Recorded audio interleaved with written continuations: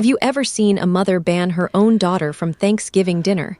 Not because of a fight, but because the daughter's job wasn't prestigious enough to show off to guests. 5 days before the holiday, my daughter called with a simple message.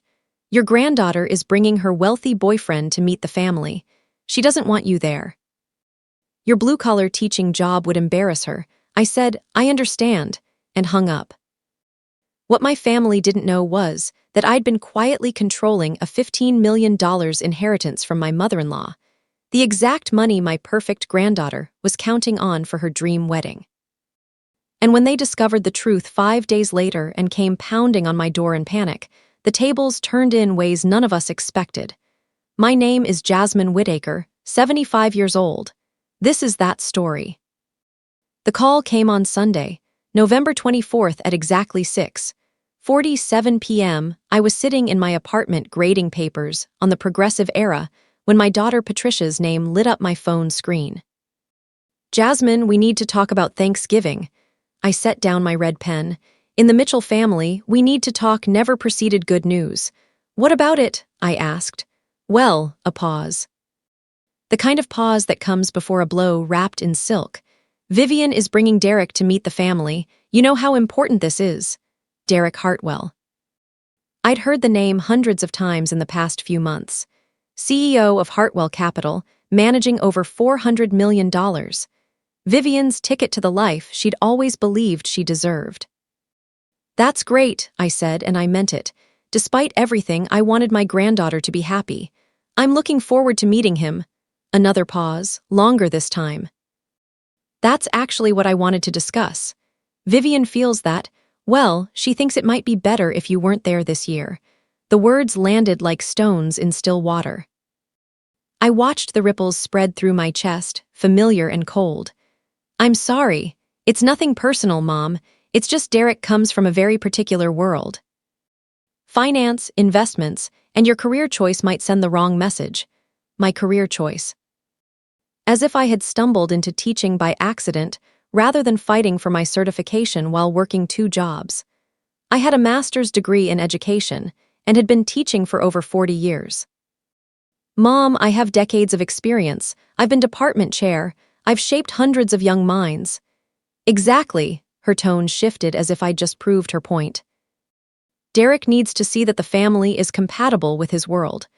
I thought about last Thanksgiving, the way my daughter had introduced me to guests. This is Jasmine, my mother. She teaches. That pause heavy with unspoken disappointment, while Vivian, the marketing director, received proud announcements. I thought about the email she'd sent months ago requesting my contribution to Vivian's engagement party. Since you don't have as many expenses, I'm sure you can contribute a bit more. I transferred the money without protest.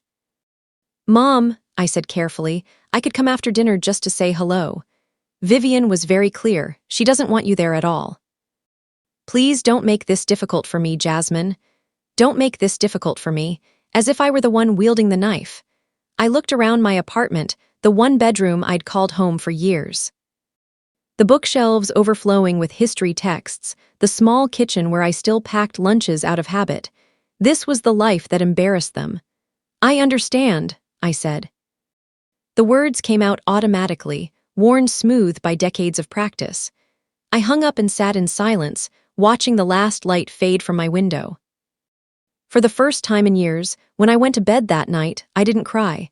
I felt something else entirely, a hollow space where my patience used to be. And somewhere in that emptiness, something new was beginning to grow. The phone call replayed in my mind throughout the next day. I stood in front of my class, explaining the causes of the Great Depression, while Patricia's voice echoed beneath every word. Your career choice might send the wrong message. I taught my students about economic collapse and systemic inequities, yet my own family considered my life's work a source of shame. That night I calculated the stakes of silence. If I accepted this exclusion, what came next? Easter, Christmas, future milestones happening without me, I would become a ghost in my own family. But the financial stakes were real too. My daughter had already set the precedent of extracting money from me whenever convenient. If I remained silent, the requests would only grow larger. Around 9 p.m., my phone buzzed. A text from my son-in-law Harold. "Sweetheart, I'm sorry about Thanksgiving. Your daughter says it's for the best. I love you." I stared at those words for a long time. Harold had never once stood up for me, but he always said he loved me, as if love without action meant anything at all. I didn't respond. Instead, I opened my laptop. There was a folder I hadn't touched in months, labeled simply Grandma Aliner. Inside was an email from Margaret Caldwell, attorney at law.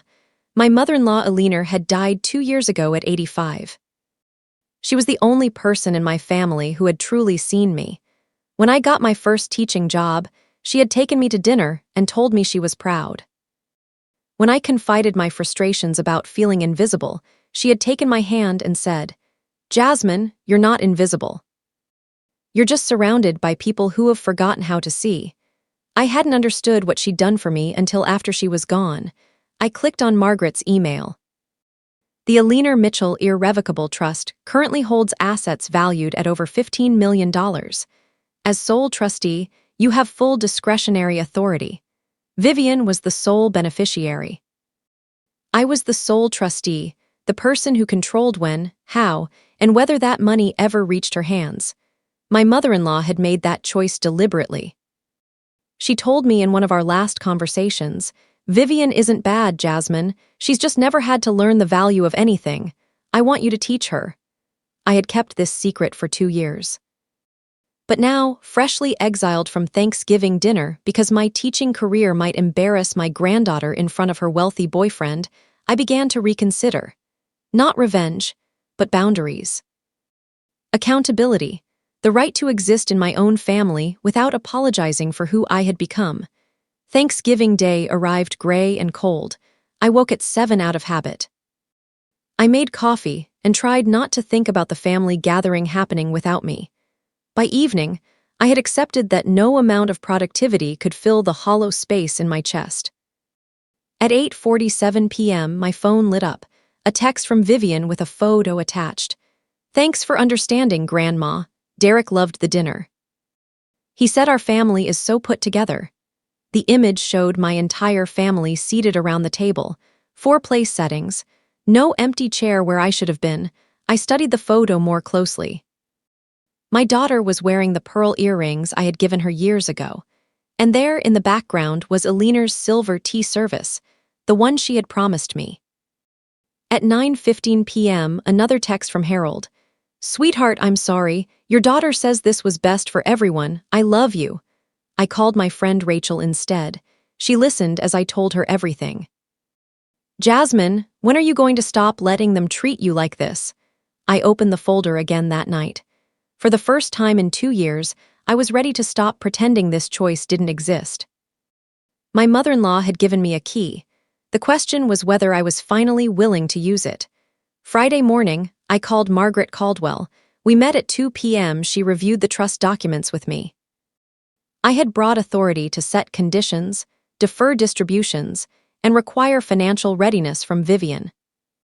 I decided to defer the annual distribution for 12 months and require Vivian to complete a certified financial management course. That evening, my family showed up at my door, my daughter Patricia, Vivian, and Harold. They had discovered the trust. They demanded I transfer control to them. I refused. The next night was the Beacon Hill Winter Charity Gala. I arrived wearing my founding donor badge. When Derek saw it, everything changed. He realized Vivian had hidden the truth from him. My daughter's perfect image began to crumble in front of Boston's elite. My mother-in-law Aliner's plan had worked.